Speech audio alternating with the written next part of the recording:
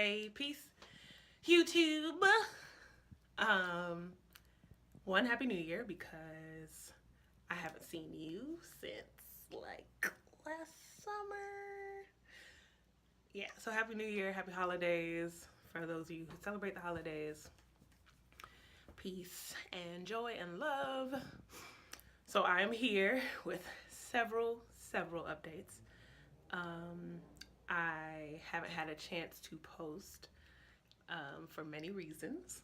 I've had a lot of life changes, mostly really good. First of the updates is your girl done with her PhD.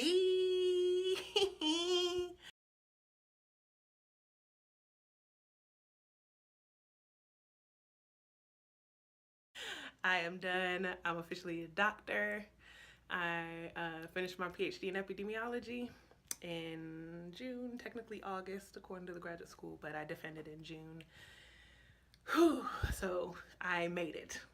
And those of you who have been through the process, you know. Um, Secondly, I have found a new position. I found a job, give or take. I liken it to when people finish their medical degrees and then go to residency. It's kind of like not quite official, but you official-ish. So I started a postdoc in a totally new town. I am in the warmth, for one. Still in the continental US, but warm. So you can take a little guess as to where that means. So yeah. So I'm getting adjusted in that way, and that's been generally good, a little bumpy for those of you who have like transitioned to new places. Anywho, but that's not what we're here to talk about. We're here to talk about my locks.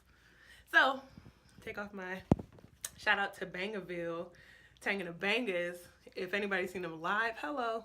Anyway, so I wanted to show you all my locks because there have been some changes. So probably last time you saw me, I had like a full head of locks, even though it wasn't as it hadn't progressed as much as you see now. But mainly, I cut the sides again.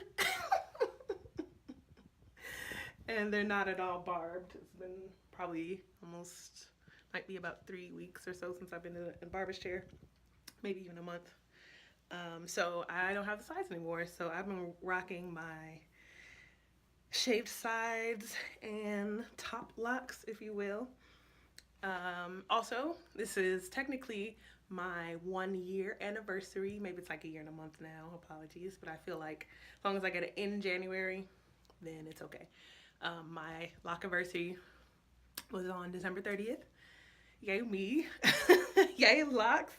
And they're flourishing. They're doing great. I can't believe I made it this far. It's been crazy. I guess like a lot of life has happened in the midst of also like starting this lock journey. So journey, if you will. So yeah, I'm here and feeling good about it. There are a couple of things that have happened in the midst of like this move here and like being in a different environment and how that impacts my hair. One, I don't know anyone where I am. I've bumped into people who have locks and have gorgeous locks, but they tend to take care of themselves. So I haven't really, one, identified somebody to maintain, which also is okay because I had been thinking for myself that I am going to not maintain my locks as much as I had in the process of them, you know, like in the first year. You know, I was going about every 6 to 8 weeks to get retwisted. And so I had actually some twists. I had Marley twists over these. I put them in just to kind of tie me over and just kind of have a different look because sometimes I get impatient with my hair, or rather I will say I get bored. That's more so the word. So I was like, oh, let me switch it up. So I had Marley twists in. So once I took those out, I took them out end of December.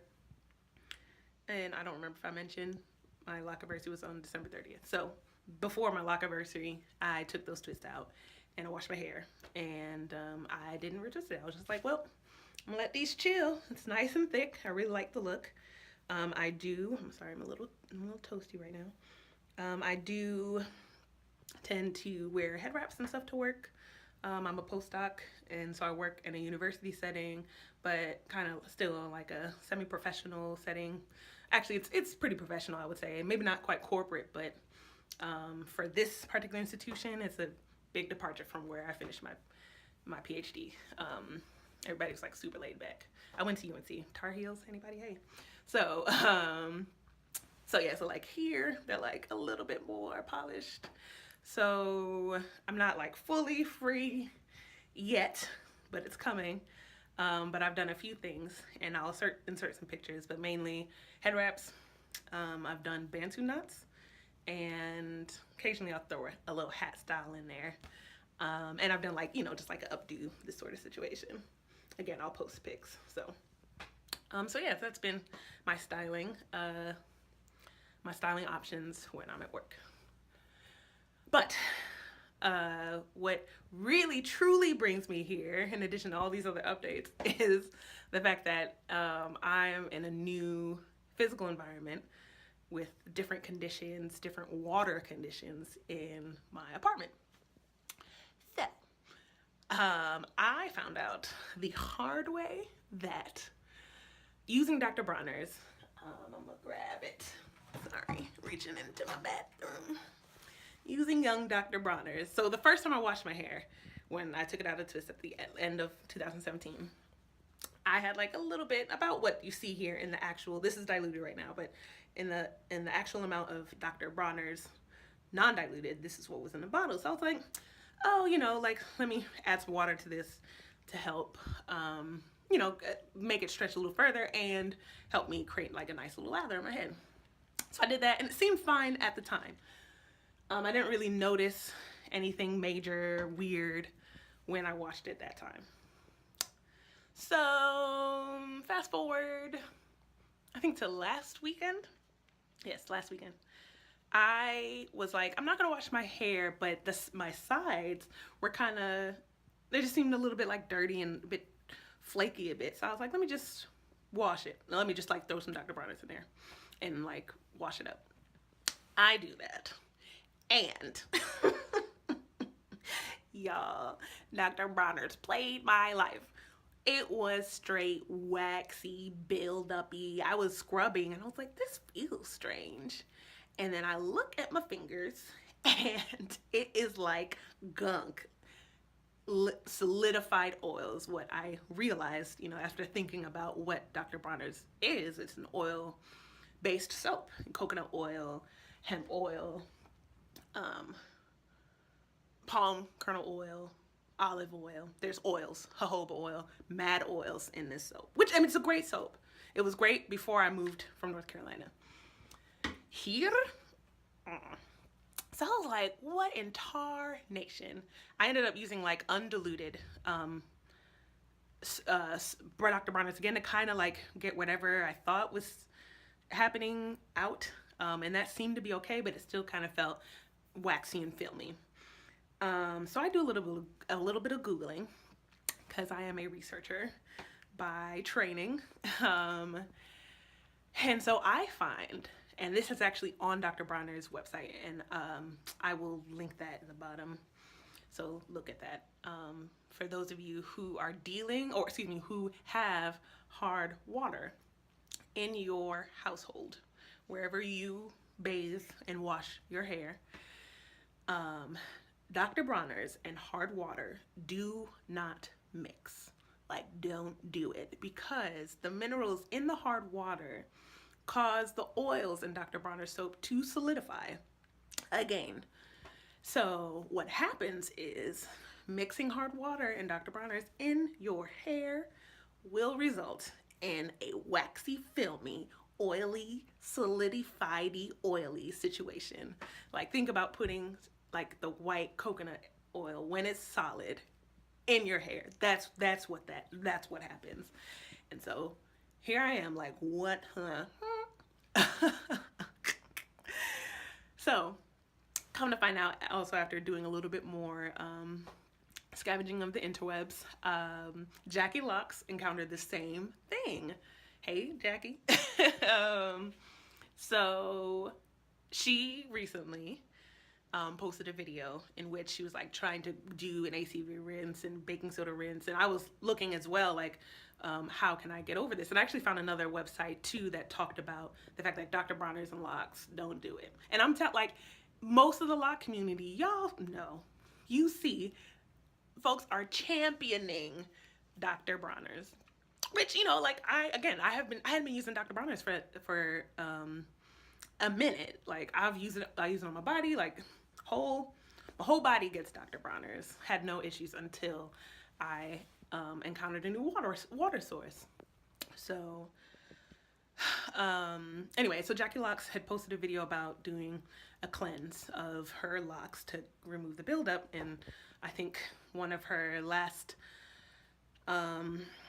resorts, you know, because, you know, I understand, and mine are not, I haven't had locks as long as she has had. It's like considering all the times that you wash with Dr. Bronners and getting a bunch of just nastiness in there. If you have hard water, that is. So she ended up using Dawn dish soap, which I am okay for. Like, I'm also not suggesting that you do this, but I personally am going to try this for my hair. And I had done an ACV rinse actually last week as well when I came up with this, and I was like, I don't know what the hell is happening here. And I tried to cleanse it off,